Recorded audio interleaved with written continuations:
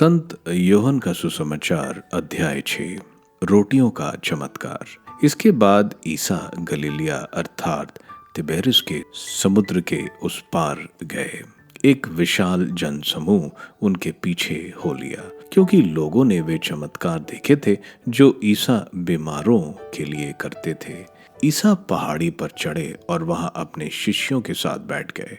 यहूदियों का पास्का पर्व निकट था। ईसा ने अपनी आंखें ऊपर उठाई और देखा कि एक विशाल जनसमूह उनकी ओर आ रहा है। उन्होंने फिलिप से यह कहा, हम इन्हें खिलाने के लिए कहां से रोटियां खरीदें? उन्होंने फिलिप की परीक्षा लेने के लिए कहा। वह तो जानते ही थे कि वह क्या करेंगे। फिलिप ने उन्हें उत्तर दिया, 200 दिनार की रोटियों भी इतनी नहीं होंगी कि हर एक को थोड़ी थोड़ी मिल सके। उनके शिष्यों में एक सिमोन पेत्रुस के भाई अंद्रेस ने कहा, यहाँ एक लड़के के पास जौ की 5 रोटियां और 2 मछलियां हैं, पर यह इतने लोगों के लिए क्या है? ईसा ने कहा, लोगों को बैठा दो। उस जगह बहुत घास थी। लोग बैठ गए। पुरुषों की संख्या लगभग 5000 थी।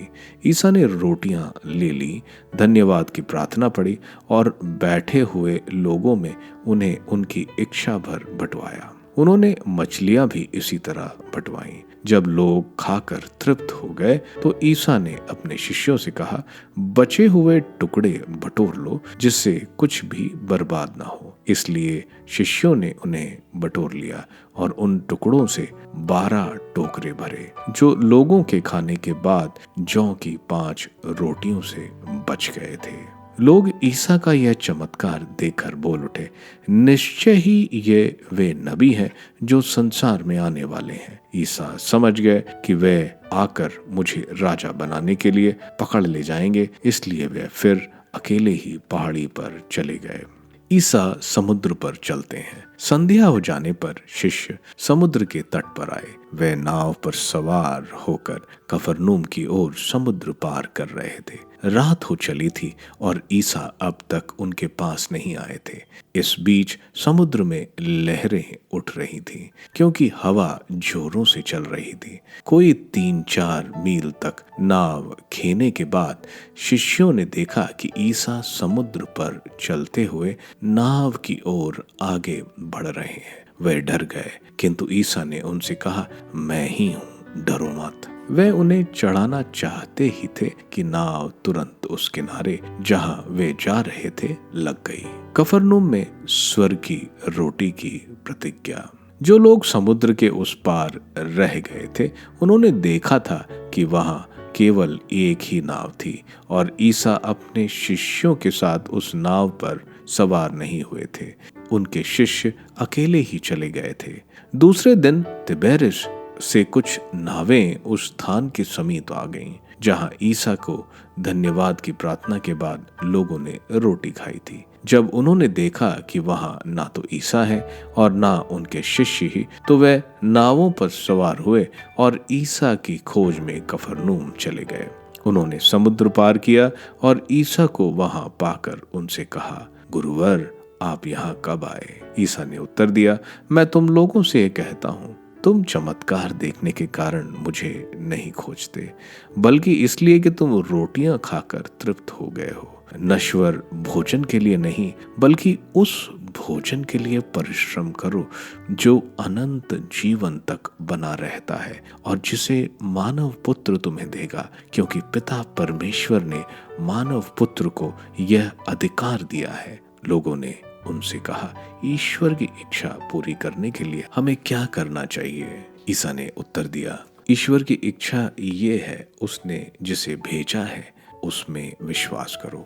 लोगों ने उनसे कहा, आप हमें कौन सा चमत्कार दिखा सकते हैं जिसे देखकर हम आप में विश्वास करें? आप क्या कर सकते हैं? हमारे पुरखों ने मरुभूमि में मन्ना खाया था, जैसा कि लिखा है, उसने खाने के लिए उन्हें स्वर्ग से रोटी दी।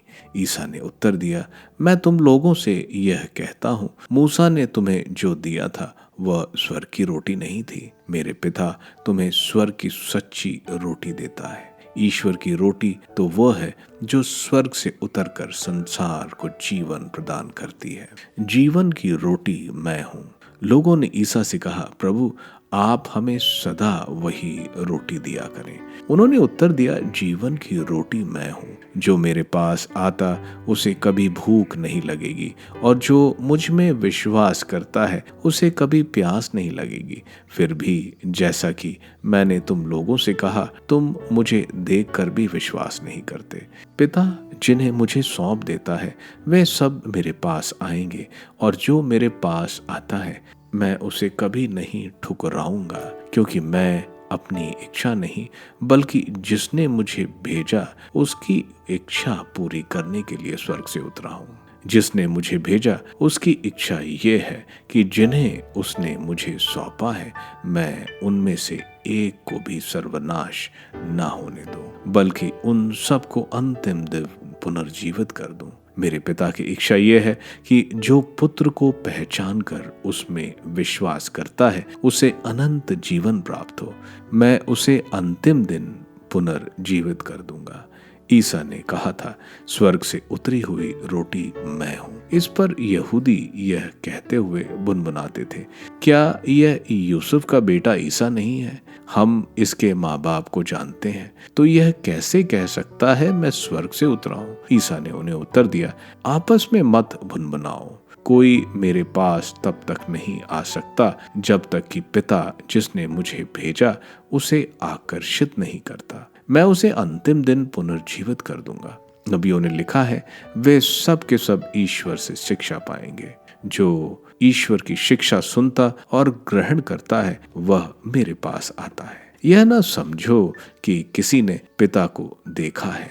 जो ईश्वर की ओर से आया है उसी ने पिता को देखा है। मैं तुम लोगों से यह कहता हूँ, जो विश्वास करता है उसे अनंत जीवन प्राप्त है। जीवन की रोटी मैं हूँ। तुम्हारे पूर्वजों ने मरुभूमि में मन्ना खाया, फिर भी वे मर गए। मैं जिस रोटी के विषय में कहता हूँ वह स्वर्ग से उतरती है, और जो उसे खाता है वह नहीं मरता। स्वर्ग से उतरी हुई वह जीवंत रोटी मैं हूँ। यदि कोई वह रोटी खाएगा तो वह सदा जीवित रहेगा।